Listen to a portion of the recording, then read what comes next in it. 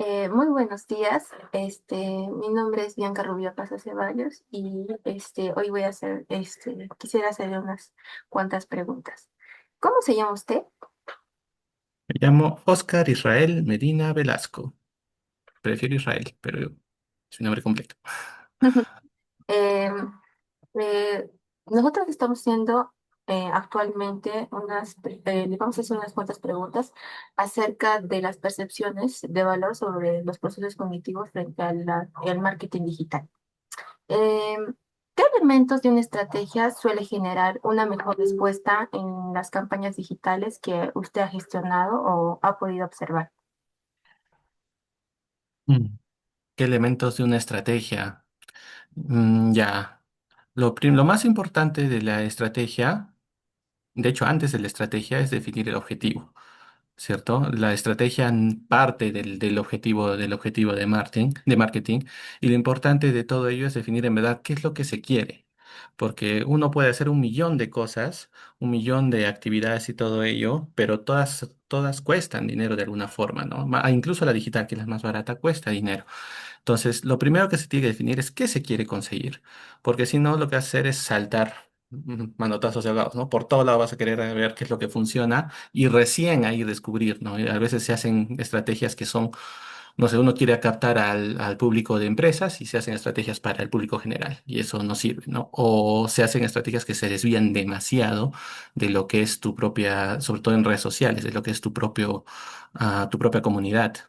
¿No? Y eso también hace que tú mismo te quemes si no sabes eso. Entonces, siempre hay que definir qué es lo que se quiere y también tener bien claro cuál es la posición en la que uno está, ¿no? Cómo es la comunidad en la que uno está, porque esa comunidad es muy, muy, muy volátil hoy en día. Claro. ¿Y cómo identificaría que una segmentación pues está bien alineada con las necesidades reales del público objetivo de esa marca, ¿no? Ya. Para eso se tienen que definir los indicadores más importantes, ¿no? Para cada parte. Hay indicadores que pueden ser engañosos y indicadores que son muy, muy, muy buenos, ¿cierto? Entonces, por ejemplo, un indicador que puede ser engañoso es el alcance. ¿Por qué? Porque el alcance es muy fácil de que se dé, ¿no? O sea, simplemente que te aparezca en el feed ya te está contando como alcance y suele ser el alcance muy elevado, ¿no es cierto? Siempre va a ser más elevado. Si tú tomas como referencia el alcance, probablemente por ahí no va, ¿no? ¿Dónde es de que se ve realmente el engagement, el que está funcionando bien? Se ve justamente en lo que acabo de decir, en el engagement. ¿Y qué incluye el engagement? ¿No? Incluye reacciones, incluye comentarios, incluye compartidos, que es básicamente el detalle. Y en segundo lugar, si en el caso fuera algo tipo video, ¿no? Porque algo de ese tipo de media que se escoge, ver también el punto de cuánto es el tiempo promedio de visualización, porque por defecto las redes sociales te marcan la visualización desde los 3 segundos, pero no te importan tanto los 3 segundos, te importa en realidad cuánto realmente se quedan, ¿no? Y es más, en qué picos de tu video se queda. Entonces, esos son los más importantes para determinar si realmente se está adaptando. Si tiene harto alcance, pero no tiene nada de reacciones, yo sospecharía. ¿Qué factores consideraría usted que influyen más en un embudo de conversión a lo largo de su experiencia? ¿Qué influye más? Mm, ¿Qué Yo factores? diría, yo diría que dentro de los factores, bueno, primero está la primera parte, ¿no? Yo diría que lo que influye más es la primera impresión que uno tiene en el post, ¿no?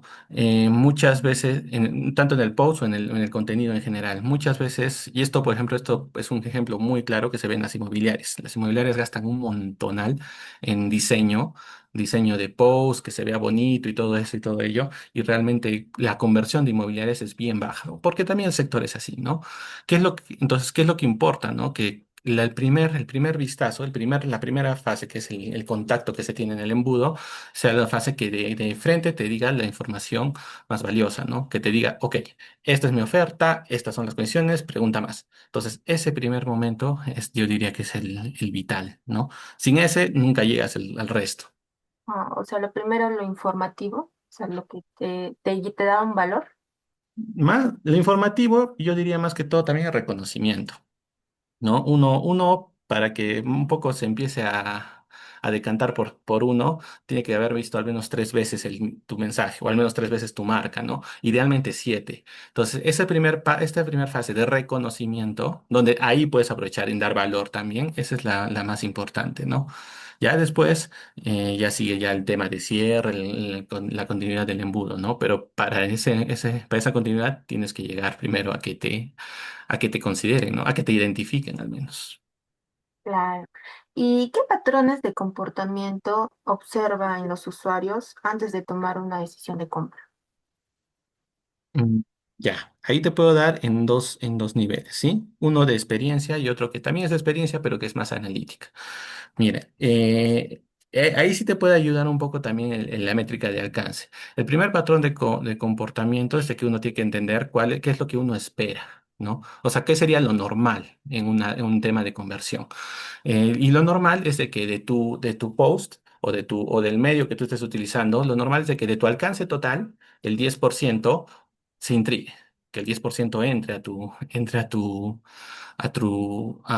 preguntar, a consultar y todo ello, ¿no? Y de ahí, en Perú, de ahí la conversión suele ser de 0,5 a 1,5%, o sea, es mínima.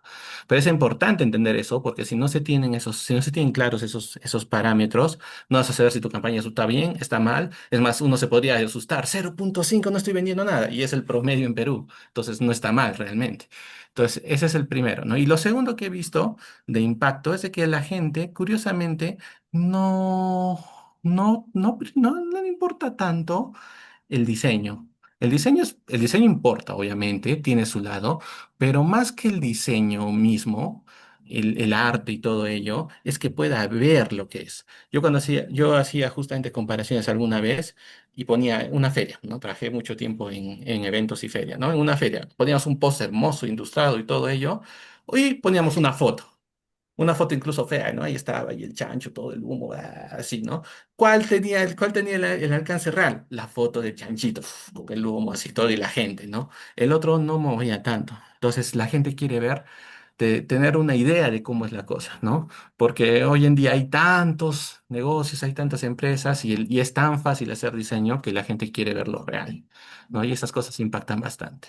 Sí, me ha pasado también porque, o sea, estoy trabajando actualmente en una empresa de marketing y básicamente el post que salía suele ser el que más le dedicas tu tiempo, el que se ve más bonito, estéticamente bonito, que crees que va a enganchar porque le estás poniendo todo lo que visualmente es atractivo y aquel, aquel post porque lo has hecho pues así espontáneamente, pues es lo que nos ha funcionado bastante, entonces da un poco de cólera un poquito, porque la gente prefiere algo que se sienta espontáneo, natural. Exacto. Eso es cierto, es cierto. Y en verdad, esa es una realidad. Y de hecho ahí viene justo lo de la primera pregunta, ¿no? ¿Cuál es el objetivo? ¿Hacer algo hermoso que de repente teóricamente es correcto o hacer algo que funcione, algo que venda, alguien que conecte, ¿no? Entonces siempre en marketing sobre todo tenemos que ser bastante fríos, sobre todo porque se trabaja muy cercano a diseño. Sí, Y sí es una pelea bien fuerte, ¿no? Porque diseño lo quiere hacer todo hermoso, marketing lo quiere hacer todo funcional. sí. Entonces siempre es esa pelea de llegar al medio, ¿no? Es que hemos pasado bueno, yo he pasado de diseño a marketing, entonces me ha costado bastante aceptar que ese tipo de anuncios funcionan. Ahora, ¿de qué manera la percepción del precio-valor a los sesgos cognitivos, o sea, como la urgencia o la urgencia o la prueba social, modifican el tiempo que tarda pues un usuario en dedicarse a comprar? Ya. Bueno, esto se puede, ¿cómo se llamaba esta herramienta? Si mal no me equivoco, es el reloj de Bowman, ¿no? Básicamente dice, en cualquier situación, la percepción de precio-valor te va a salir a favor siempre y cuando, obviamente, el valor no esté por debajo del precio, ¿no? Mientras el valor esté igual que el precio, aunque sea el precio bajo o aunque sea el precio alto, mientras esté igual o más, va a ser bastante bueno, ¿no? Ahora, en temas de urgencia, esa es una situación muy, muy particular, ¿no? En ese sentido se aboga mucho al sentido de tengo que salir del paso, ¿no? Ya las personas que están en un momento de que tengo que hacerlo, tengo que sacarlo, ahí pucha, ahí el valor se incrementa exponencialmente, pero como sesgo es que realmente no es así, no es solo por la urgencia. Si tuvieran una opción de tener más tiempo, de pensarlo bien, probablemente no hubieran tomado esa opción. Pero por lo general, lo que va a funcionar bien siempre es de que al menos tu valor al menos tiene que ser semejante a lo que se espera, ¿no? O sea, un ejemplo muy claro, ¿no? O sea, yo no voy a la tía Veneno pensando que me va a dar un plato de tanta, de chicha, ¿no? De Gastón Acurio, ¿no? Y aún así, para mí tiene valor. Si me salgo de un concierto, pucha, igual, pucha, voy a estar ahí, que quiero, me da hambre, todo eso, me vino la bajona, tengo que hacerlo, ¿no? Y eso es valor, porque está en el mismo valor del precio, no se va por debajo. Ya por debajo es ya sí es venenoso y ahí sí ya fue, ¿no?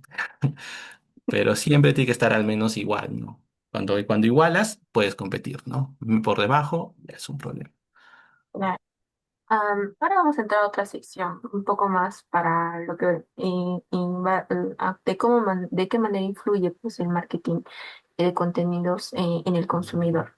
¿Qué papel cumple el contenido en cada etapa del embudo digital que utilizas en las campañas? ¿Qué tanto influye el contenido? O sea, ¿qué Mm, papel cumpliría el contenido en realidad en un embudo en un embudo digital en una campaña? Bueno, el contenido es el centro, ¿no? En ese sentido, porque es lo que va a comunicar, ¿no? Es el papel central, es lo que siempre va a tener que ser, sobre todo, consistente alrededor de todo el embudo, ¿no? Entonces, siempre, ahí se puede manejar mucho la experiencia que sea consistente, ¿no? Es que el contenido tiene que ser desde el inicio, digamos, pensemos de una oferta, ¿no? Si a mí me dicen que hay una oferta en un post, ¿no? Y después, porque me interesa la oferta, paso al siguiente paso, ¿no? Que es de repente contactar con el vendedor o contactar directamente con una página, no lo sé. Y ahí se cortó o tengo que hacer más pasos, de repente no se me hace la oferta, tengo que volver a hablar, toman tiempo, ya se cortó, ¿no? Entonces, lo importante del contenido es que es importante, pero tiene que ser consistente en toda la parte, ¿no? Justo algo que me gustó bastante, ¿no? Hace poco estaba comprando para mi Michi así sus patés y había una promoción y no tuve que hacer nada realmente. O sea, entré y me dije, mira, esta promoción me gusta, está a favor. Entré a la página dijo, ponlo y se te va a descontar. Se descontó solito. Dije, ya sí, pues se puede descontar. Me iba mostrando lo que se iba a descontar. Todo, desde el primer contenido hasta el final, todo se respetó, ¿no? Entonces era consistente. Entonces era eso, el contenido es vital, pero sobre todo lo más importante es la consistencia en todo el proceso, ¿no? Que no se me cuestione, ¿no? Eso, y para eso hay que estar muy, más que entrenados, saber, ¿no? Estar actualizados con la información de qué está haciendo la campaña para que todos sepan, ¿no? Si alguien tiene duda, guiarlos a la información siempre la misma. Y eso te marca el contenido, ¿no? O bueno, la pauta, ¿no? Que uno está pensando. ¿Qué diferencias ha observado en el comportamiento del usuario según el tipo de contenido consumido? Diferencias. Mm, Bueno, podría decir que en general, más que una diferencia, lo que mencioné hace un rato, ¿no? O sea, la gente en general va a querer ver que la cosa es real, que la cosa funciona, que la cosa es consistente, eso sí, y que es real, ¿no? O sea, que yo la puedo ver, que es una foto real, que es del lugar y todo ello. Pero diferencias, yo lo diría que yo lo diferenciaría en función a qué medio digital estoy utilizando, ¿no? Es muy diferente. Por ejemplo, si yo veo en TikTok, por ejemplo, en TikTok, ¿qué me interesa? Me interesa, primero, que no sea corporativo, probablemente, ¿no? Me interesa que sea una persona normal que me esté diciendo y no sentir que es un anuncio, sino que sentir que es una recomendación y sentir que es rápido, ¿no? Como, bueno, vamos a probar la experiencia, vamos a hacer el Reddit with me, todo eso, pero no tiene que ser corporativo, ¿no? Eso es en el TikTok y tiene que ser rápido. Quizás en Facebook, ya Facebook, bueno, ya casi que no se usa mucho, pero ya es un tema más tradicional, ¿no? Ya es de una generación un poquito más pasada, ya se busca quizás algo un poquito más estructurado, más como un repositorio. Yo lo veo a Facebook como un tipo de repositorio. Y por ejemplo, Facebook, Instagram es un poquito más en el intermedio entre ambos, entre Facebook y TikTok. Y página web, que a veces nos olvidamos con la página web, ahí es algo que tiene que ir al punto máximo en 3 hojas, ¿no? En 3 páginas. Más allá de las 3 páginas, muy pocas personas lo exploran, ¿no? Incluso una página, a menos que sea algo así de un catálogo, ¿no? Tipo. tipo que estoy buscando activamente un producto, ¿no? Pero si no sé nada, página web máximo, ideal que entre a la landing page y esté todo, ¿no? Pero si no, máximo hasta la tercera hoja, porque si no, se pierde, no hay una desconexión. Entonces es más tipo de medio, representa más también el tipo de persona que es, ¿no? Entiendo. ¿Cómo ha evolucionado su forma de diseñar o gestionar contenido digital a lo largo de su experiencia? A ver. Mm, ya, la evolución la podríamos pasar desde el momento en el que se me asignó el tema de ver analítica, de ver un poquito pauteo. Yo obviamente, yo particularmente yo no trabajaba en marketing directo, pero sí, sí siempre he estado muy metido con la analítica. Y cuando estaba metido con la analítica me pasaba mucho ok, inténtalo. Y mis primeros intentos era incluso con digamos, cuando tenía que hacer pauteo, ¿no? Ok, hagan el diseño, aquí está el diseño, ok. Y yo le ponía, ok, voy a pautear y ponía ahí, "Ah, hay que pagar hay que pagar acá", cuando dice, ¿cómo ponían en Facebook? Ponían, mm, publicita este post, ¿no? Y lo ponía del post, aunque eso era nada óptimo, ¿no? Y ahí iba trabajando ahí, todo se hacía desde Facebook, todas las campañas empezaban en Facebook, porque así era, ¿no? O sea, no había experiencia y todo ello, ¿no? Ya después, cuando ya un poco más, ya había un poco más de dominios, me metí un poco más al mundo, ya se podía ver de que el mundo era mucho más amplio, ¿no? O sea, no era solo Facebook, sino que Meta y dentro de Meta, aunque Facebook fuera el centro operativo, Meta realmente tenía que apuntar al Instagram, agregar el G4, agregar Search Console, ¿no? Para lo que es páginas web, todo ello. Y después algo que me costó bastante, porque una vez creé todo ese ecosistema entre Meta y Google y hasta WhatsApp, de ahí llega TikTok. Y cuando llega TikTok, ahí fue una revolución porque analizar TikTok era los parámetros que había determinado para Meta ya no servían para nada para Facebook, para TikTok, ¿no? Te rompían la analítica si usaba el mismo modelo. Entonces uno tenía que reaprender, ¿no? De hecho, yo me negaba mucho a tener TikTok hasta que veía que era muy necesario. Y ya pues empecé a tener y ahí empecé a ver, ¿no? Oh, pucha, en TikTok el alcance es todavía más loco, ¿no? Es mucho más grande y ya eso te obligaba a tener un modelo específico para esta herramienta, ¿no? Y probablemente en el futuro van a salir otras canales digitales que se tienen que seguir aprendiendo. Lo importante es de que una vez ya tienes la experiencia, la base, ya sabes por dónde ir adaptándote, ¿no? O de alguna forma hacer más rápido esa adaptación, ¿no? Que no te agarre tan frío.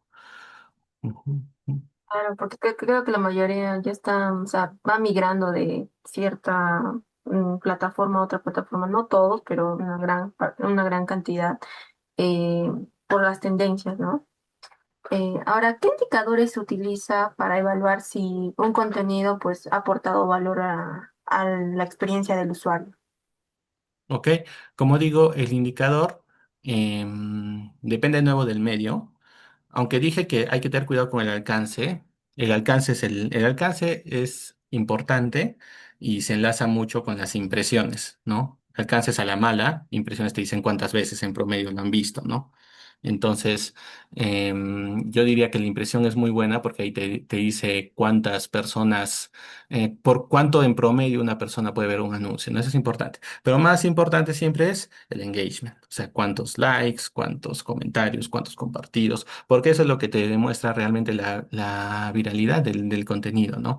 De nuevo, el alcance tú lo puedes incluso hasta simular o incluso puede ser porque ya puedes seguir la página y listo, ¿no? ¿Cuántas páginas seguimos que a veces ni nos acordamos que seguimos y simplemente nos aparece en nuestro feed, nos aparece en nuestra historia y todo eso sube alcance a la mala, ¿no? Por eso más importante puede ser las impresiones y sobre todo todos los indicadores de engagement.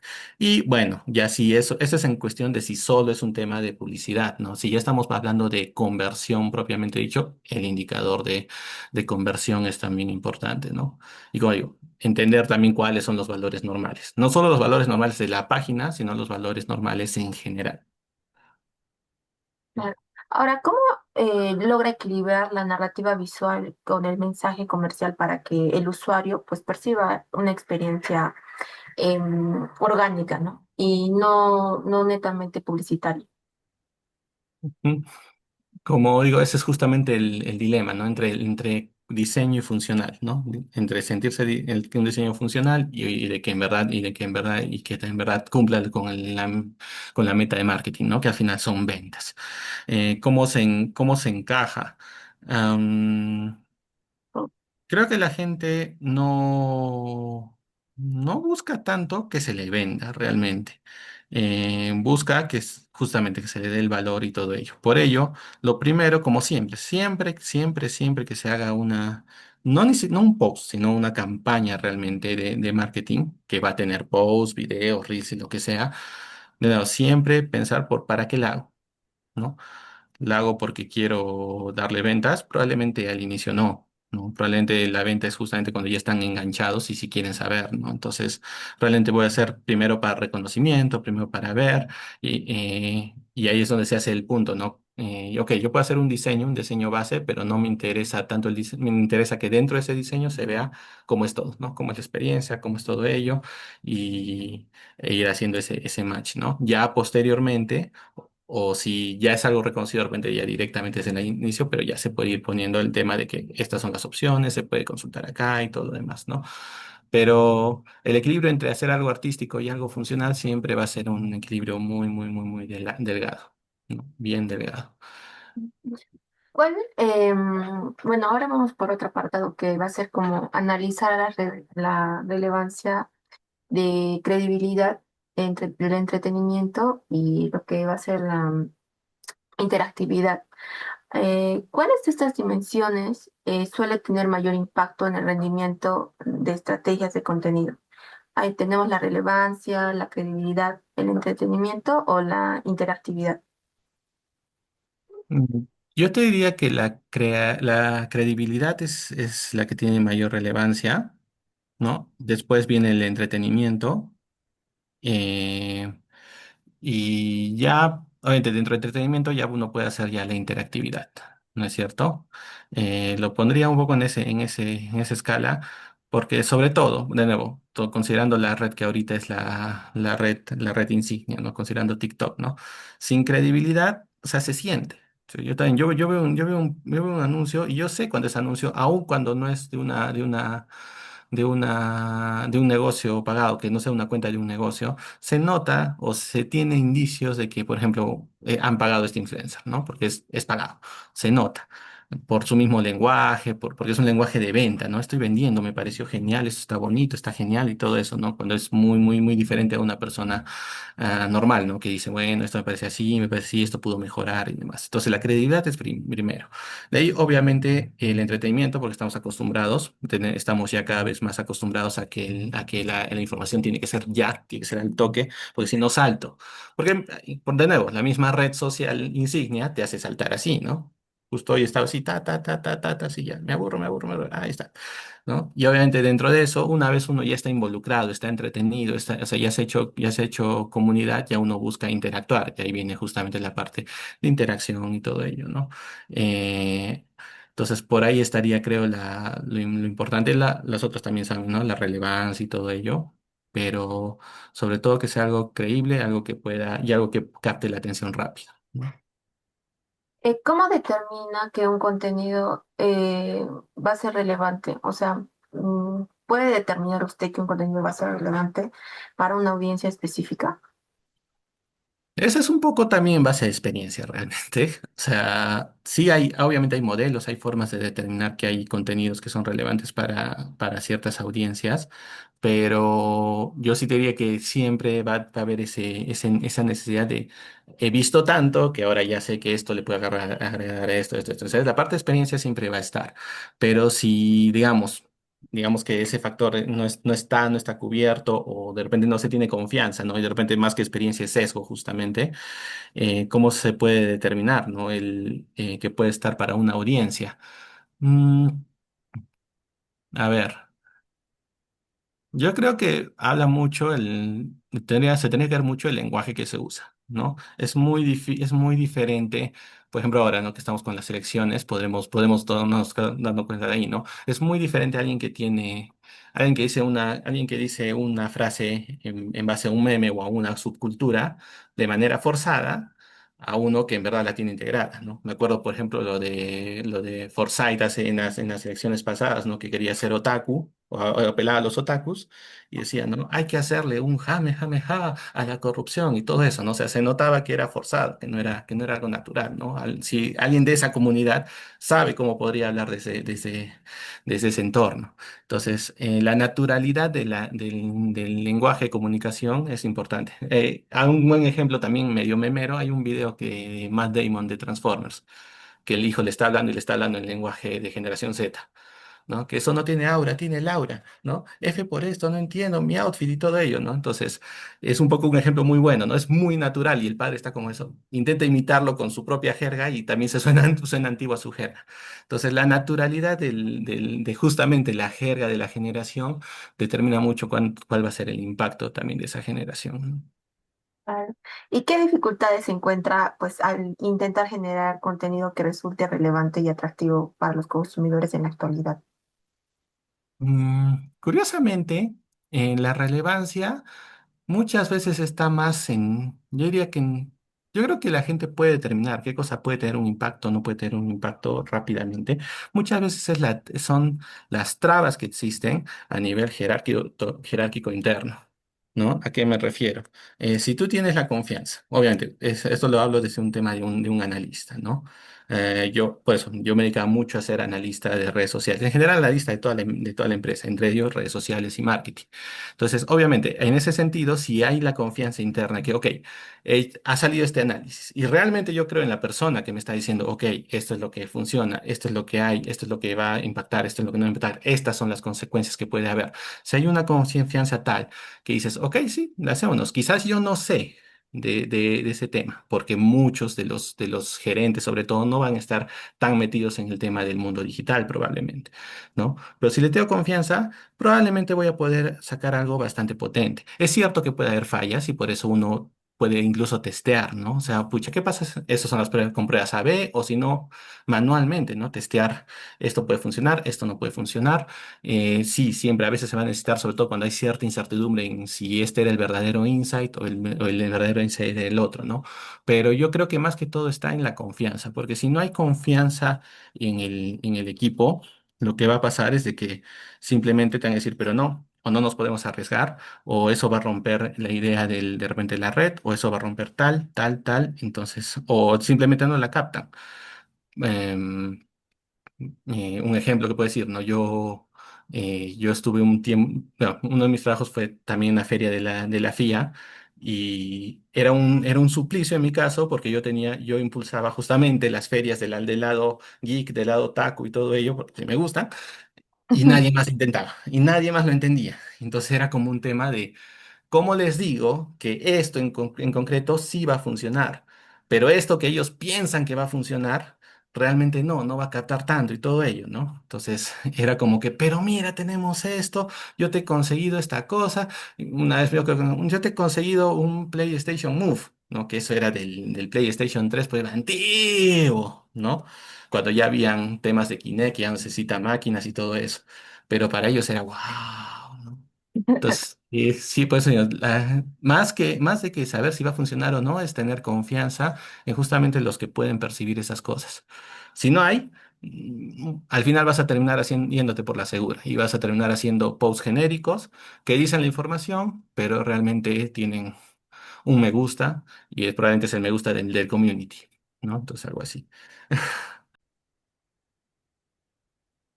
Así, Listo. listo. Ya. ¿Qué características suele compartir los contenidos que generan mejores resultados y de satisfacción y retención? Ok. La principal característica, como dije, es la realidad. Yo en verdad he visto que una foto en el lugar vale más que una ilustración hermosa, que es hermosa, pero no es las ilustraciones no son para tanto para ese lado, ¿no? Va más que todo pues, vende para tema de marca, logo, demás. Entonces, primero que se vea real.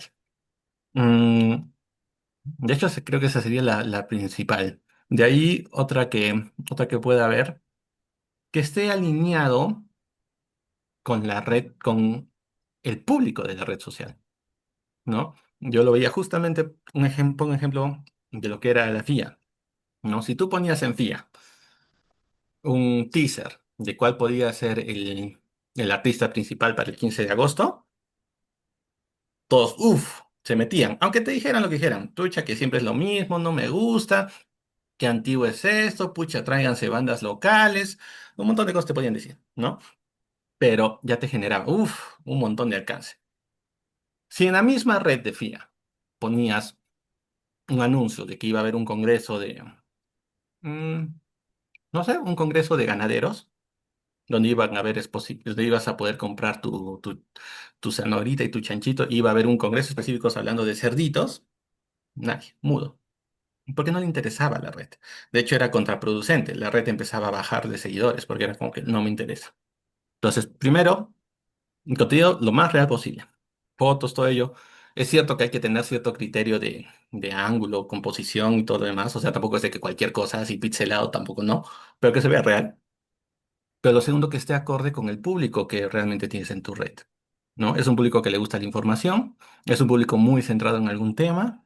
Es un público simplemente entretenimiento, porque al final FIA era una marca muy relacionada a entretenimiento, ¿no? Entonces todo tenía que ser relacionado a entretenimiento, ¿no? Es más corporativo, tiene que estar muy alineado con el público, ¿no? Y el público se va formando, a veces ni siquiera, obviamente uno intenta guiarlo, pero el público es el público. Al final la posición de tu red social es una clara, ¿no? Claro. ¿Y, y qué rol juega pues la interactividad como encuestas, las dinámicas o las respuestas en comentarios, ¿no? En lo que va a ser la construcción de la credibilidad y la confianza hacia la marca. Mm, yo lo podría sugerir en dos lados, ¿no? De nuevo, está en función de nuevo en el público. O sea, si yo lanzo encuestas o lanzo preguntas porque sí, no tiene mucho sentido. Pero de nuevo, si es una red, no solo lo he visto en Senfía, lo he visto en otras, Doc del Vago, en otros tipos de redes, ¿no? Si yo hago una encuesta y la encuesta habla de, por ejemplo, en Blog de Vago, habla de qué artista quiero que venga, vuela, ¿no? ¿Por qué? Porque está dedicado a eso. El mismo Blog de Vago, he podido ver preguntas a veces de quién ganó el debate. Comentarán, pero no tiene el mismo impacto, ¿no? O cuál de estos dos polos te gusta más? No, porque no es el impacto. Entonces, siempre en función al público. Y lo segundo es esto es algo relacionado con el inbound marketing y es la sensación de que le des algo, cuando uno llena la encuesta de eso, le tiene que dar algo al usuario, el que ha llenado, ¿no es cierto? Ese algo puede ser, en caso de conciertos, ¿no? La esperanza. Si me están preguntando es porque quieren ver que a quién traen. Entonces ya le estoy dando, ¿no? Le estoy dando la esperanza y todo ello. Pero si es algo que no tiene tanto por ese lado, de repente en inbound marketing que te dice, ¿no? Lléname la información, levantemos base de datos, porque justamente ahí sí puedes aprovechar para decir, ok, dame tus datos, todo ello, te voy a mandar, no sé, de repente un álbum así digital, ¿no? Una ilustración digital, te voy a mandar unos tips, te voy a mandar, no sé, si es algo de bodas, tips para escoger a un buen fotógrafo, no lo sé, ¿no? Te doy algo a cambio de que tú me des tu información para hacer una base de datos, ¿no? Entonces, la sensación de siempre haber logrado algo con la participación en esas cosas, con encuestas, preguntas, levantamiento de base de datos, siempre es importante. Ujú. Ah, y bueno, ahora cuando vamos a ver un poco más sobre cómo es la relación del marketing con la fidelización, eh, ¿usted tiene, a lo largo de su experiencia, tiene algún tipo de contenido que pues sea efectivo en sentido de mantener una relación con la audiencia, pero a través, o sea, después de la primera conversión, o sea, siendo nuevo, ¿no? Ya, más o menos contenido que te permita aumentar el tiempo de vida, ¿no? Del usuario en tu red. Claro, es Em, nuevo, básicamente. claro, es un usuario nuevo que se puede extender en el tiempo, básicamente. Ahí yo diría que importa, si un usuario o varios usuarios nuevos se han suscrito a tu red, porque tu red resuena con ellos, ¿no? Hay una resonancia en el contenido y todo lo demás y ello, ¿no? Am, lo que sigue después de ello, más que el contenido, porque obviamente si resuenan y se han sumado, significa que ya tienen un interés por cómo se están haciendo las cosas, que se hagan bien. Lo que sigue, yo diría que es la consistencia, ¿no? Porque si tú, y también eso también lo he visto tanto en dos redes, ¿no? Si tú te activas por un evento, ¿no? Yo tengo, lo que pasa, vamos a hablar de algo que ya no sea ya, de repente conciertos, mucho algo de conciertos ahí. De repente en una red social normal, ya de una empresa X.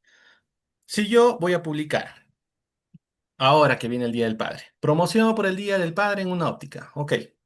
Y tengo mi red, digamos que es una red relativamente que jala, he hecho contenido relativamente en evento y he jalado nuevos usuarios, porque, oh, qué buena promoción.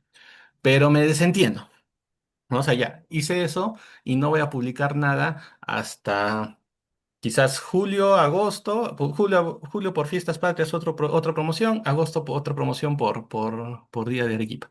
Y me olvidé. Ya no hago nada más porque la verdad no sé, no me gusta Halloween, así no hacer nada por octubre y me voy a lanzar hasta diciembre. Ya fuiste. O sea, todo ese logro, toda esa chamba, que aunque haya sido en un post, se pierde. Lo que se necesita es consistencia, ¿no? Entonces, tiene que ser algo constante y sobre todo generar valor, que no sean solo posts de cumplimiento, ¿no? Ese post de, bueno, ya, y vuelvo a repostear el post de la misma persona con su misma batita y todo eso, y después tres semanas después, vuelvo a repostear el mismo post, ¿no? O sea, eso no va a generar contenido, ¿no? Lo importante es que sea una consistencia, pero una consistencia que dé valor constante al usuario, ¿no?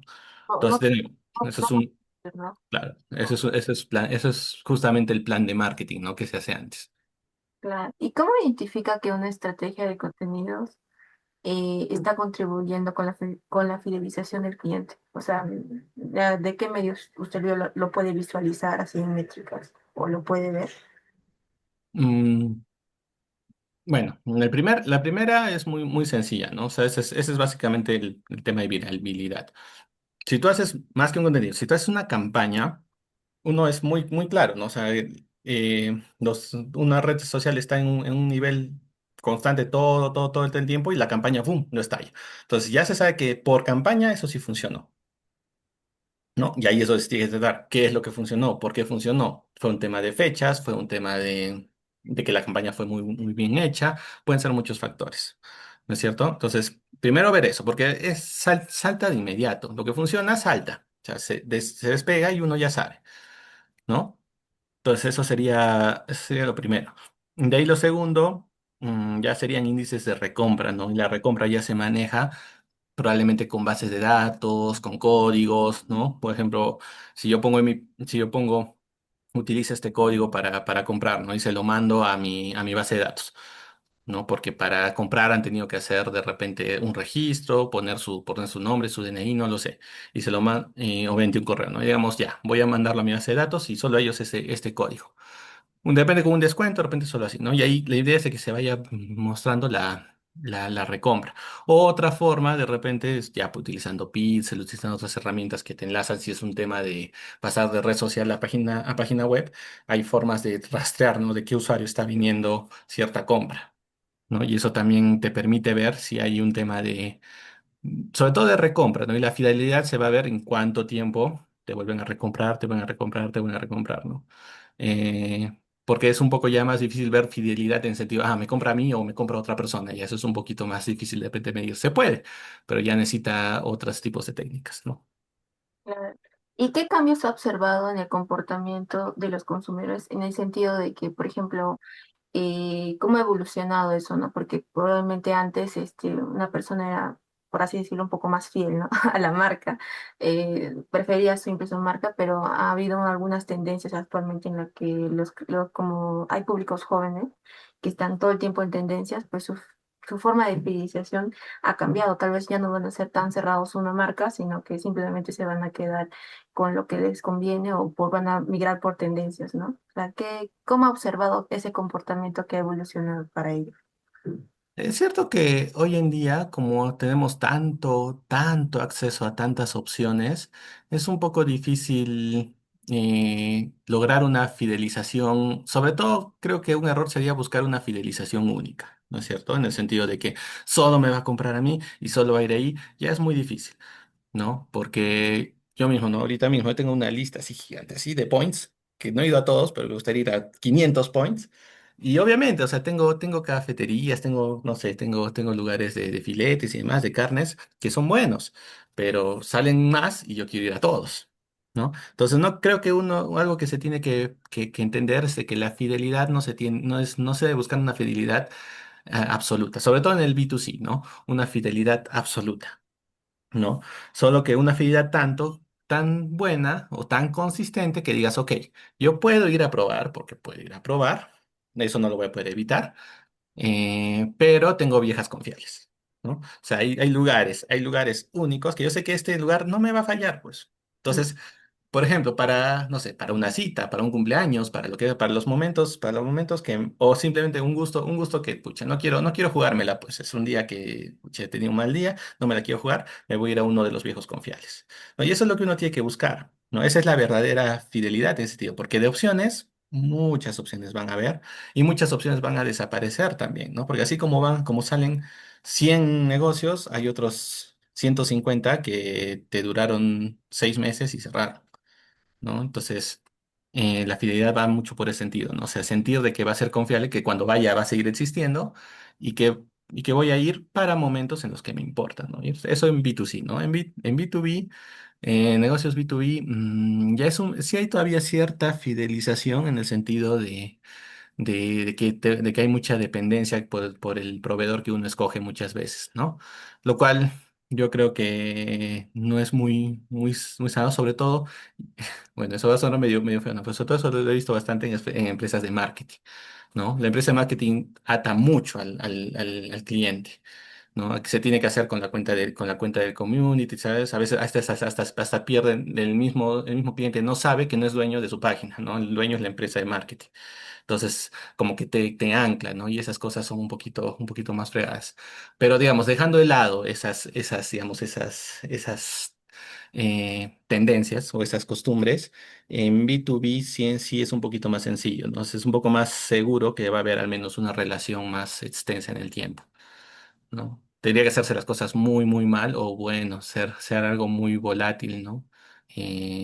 No sé, en nuestro caso era, por ejemplo, contratamos a Joinas, contratamos a Teleticket. Y era como que, pucha, de los dos, al final Teleticket era más consistente y nos quedamos con Teleticket. Y hubiéramos seguido con Teleticket si no hubiera cambiado la administración y todo demás. Jejeje. Ya, ¿y qué estrategias de contenido implementarías específicamente para reactivar a un cliente que pues ha dejado de interactuar con la marca? O sea, prácticamente un cliente que se ha perdido, ¿no? O que ha dejado de interactuar. O bueno, ok, un cliente que sí ha sido cliente, pero de repente ya no tanto, ¿no? Em, una estrategia. Bueno, esto más que estrategia yo diría, porque la estrategia, como digo, va siempre al lado del objetivo y el objetivo va al lado de la campaña, ¿no? Yo diría que más de estrategia para ese nivel serían tácticas, ¿no? La táctica es un poquito más operativa. Em, Algo bueno muchas veces que funciona es a veces el tema nostalgia o el tema de nuevo, el tema vieja confiable, ¿no? O sea, de repente reavivar ofertas o servicios que se dieron justamente con ese cliente en su momento, ¿no es cierto? Es algo que se ve mucho de repente en el teatro, lo estoy viendo bastante. Por ejemplo, ahora, ¿no? Hace poco han venido las vándalas. Probablemente si vinieran todos los años no tendría tanta la misma acogida, ¿no? Pero vienen después de tiempo y se llena, ¿no? O eso, ¿no? Ese tema de que, pucha, fui alguna vez, me gustó todo ello, ella es graciosa, no sé, la Joana San Miguel ¿no? Joana San Miguel es graciosa y todo eso, entonces, bueno, ya, voy, ¿no? Es un tema de nostalgia, un tema a veces de escasez, un tema de recuerda los momentos, eso en términos de servicios, ¿no? En términos de productos, también se puede, ¿ah? Lo que hizo Sublime hace unos años también, ¿no? De volver al paquetito con envoltorio de papel. Eso era como que, oh, Sublime es de papel, entonces era nostalgia. De repente hay persona que ya no comía Sublime, comía Kit Kats, pero ya, pues, pero en ese tiempo, no, mi nostalgia. Entonces siempre esa es una buena táctica, una estrategia, una buena táctica es la nostalgia para clientes que de repente se quieren retomar, ¿no?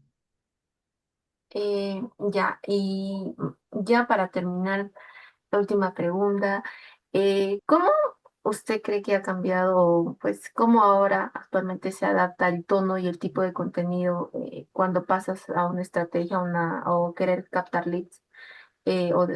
para una retención, pero con estos embajadores nuevos de marca, ¿no? Estos influencers, como les dicen. Cómo pues adaptar, ya se ha adaptado a este tono, ¿no? Ya no es solamente gente que vende, sino que ahora hay pues embajadores, influencers, ese tipo de personas. Eso es, o sea, esa ha sido una evolución creo clara, ¿no? O sea, eso ha venido, no sé si decir para quedarse, pero es nuestra actualidad. O sea, en Mm. nuestra actualidad los influencers son buenos, se han dado, o sea, existen y funcionan. Lo importante creo que es ahí es diferenciar qué se necesita, ¿no? Porque de nuevo, yo yo veo, es muy notorio, ¿no? De repente hay influencers que de verdad nunca los has visto. Sí, sí, de repente se ven bien, no sé, están bien maquillados, bien producidos, pero todo lo demás. Pero tú te das cuenta que es una persona X que ha contratado la marca y que está diciendo, no puedo creer de que, no sé, de que antes yo tenía mucho frizz en mi cabello y ahora tengo esta opción herbal, ¿no? Y si se pone todo eso y tú te das cuenta que es un anuncio, ¿no? Entonces, a veces uno tiene que encontrar ese equilibrio, ¿no? Entre hasta qué punto te conviene un influencer, hasta qué punto no. No tiene, yo algo que recomendaría es no tienes que gastar una millonada en influencers, al menos que tu estrategia sea muy, muy, muy necesaria de repente, ¿no? Pero hay muchos influencers que son accesibles, que incluso el convenio es por, por especies, ¿no? O sea, hay un cambio, hay un canje y todo ello, o que es algo por ese estilo y uno puede adquirir ello, ¿no? O de repente influencers gratuitos, ¿no? Que dice, ok, yo recomiendo que vengas a mi local y todo eso, te voy a mostrar, sé sincero, sobre todo siempre si eres sincero y que sea natural, ¿no? Ya si es necesario, bueno, ya pasar a otro tipo de influencers, pues esos van a costarte mucho, ¿no? Mucho, ¿no? Yo veía a veces también alumnos que me ponían, ¿no? Voy a poner a, no sé, a Marcos y Fuentes. Pff, che, ¿cuánto te cobra Marcos y Fuentes para un post, ¿no? O sea, en la vida, ¿no? Pero de repente, no sé, pues tenías mejores resultados con contratar a Yafo IP, ¿no? Y era mucho mejor porque está en Arequipa, es de tu público y todo eso, ¿no? Entonces, siempre no desesperarse, ¿no? Por la imagen del influencer o por querer imitar al influencer, ¿no? Siempre que sea lo más real posible y sobre todo que se adecue a lo que uno está buscando, ¿no? A veces vas a necesitar invertir, sí, si tú quieres hacer cosas chéveres, pero a veces basta con, con una buena planeación y en verdad hoy en día hacer marketing es mucho, mucho, mucho más barato, sobre todo en emprendimientos, negocios pequeños, ¿no? Ah, y ahora ya para terminar, desde su punto de vista, ya en general, de todo, ¿cómo ve usted la experiencia de los consumidores frente al marketing contenido? Ya, así, ya englobado en todo lo que ha vivido, todo lo que ha presenciado. Yo la diría, es una experiencia positiva en general, pero saturada. Y cuando algo está bien saturado, puede generar un poquito de incredulidad. O sea, ¿será bueno? ¿Será malo? No lo sé.